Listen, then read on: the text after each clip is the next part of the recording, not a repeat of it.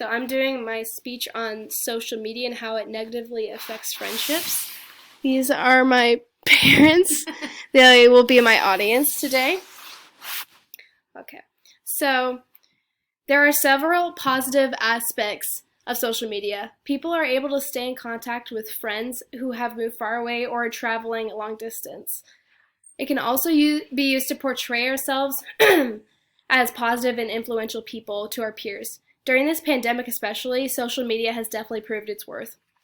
Nonetheless, there are also many negative aspects to social media that could ruin or negatively affect friendships. During this speech, I will explain what cyberbullying is and how it affects people, especially teenagers, how social media takes away from our in-person human interactions, and also different strategies and support for social media interaction.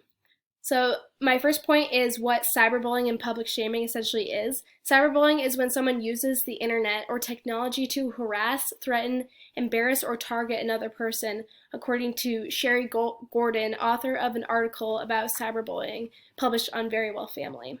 There are different types of cyberbullying. One way could be text messages, emails, or Snapchats, or even direct messages to or about the target in order to shame or embarrass them.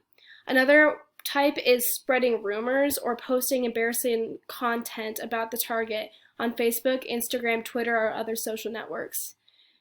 This cyberbullying affects friendships because cyberbullying is more likely to occur between current or former friends and dating partners than it is likely to occur between your child and a stranger, according to Gordon on her article.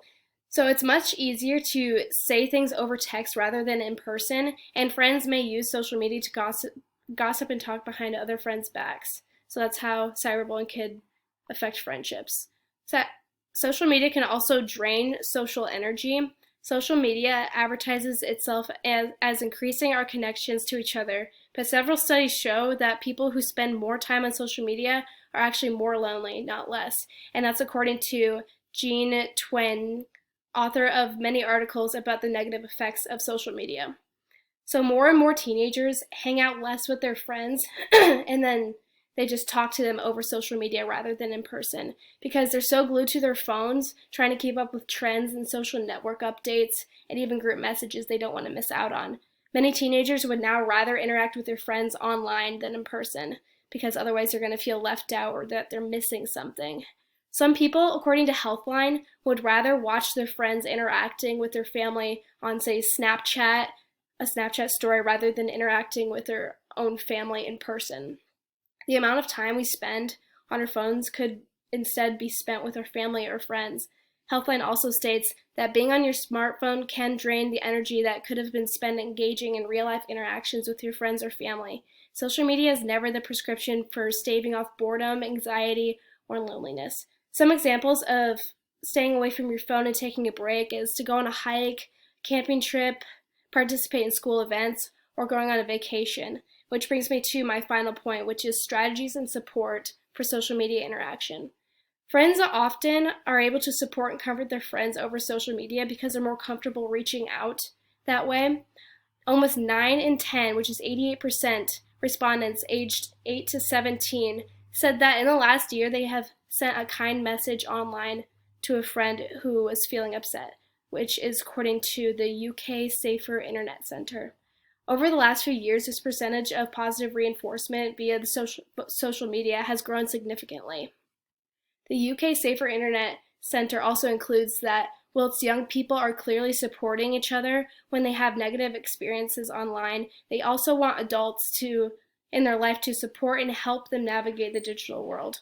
So being educated by parents or teachers of the dangers and benefits of social media will help prevent cyberbullying. There are ways that we can coexist with the outside world and our social media world. One of these ways is for technology companies to provide well-being for the people using it by providing safety precautions. Also, everyone needs to realize that we all have a responsibility to create a positive environment when using social media. So in conclusion, it is clear that social media is practically inescapable. Everyone, especially now during this pandemic, depend on social media in some way. Friendship can and will be ruined if people do not understand the power of words, especially over text, or if they spend too much time online rather than interacting with their friends and family in real life. I believe that the UK Safer Internet Center said it best when they said that we should not only create a safer internet, but also a better internet, where everyone is empowered to use technology responsibly, respectfully, critically, and creatively. Together, we can create a better internet. Thank you.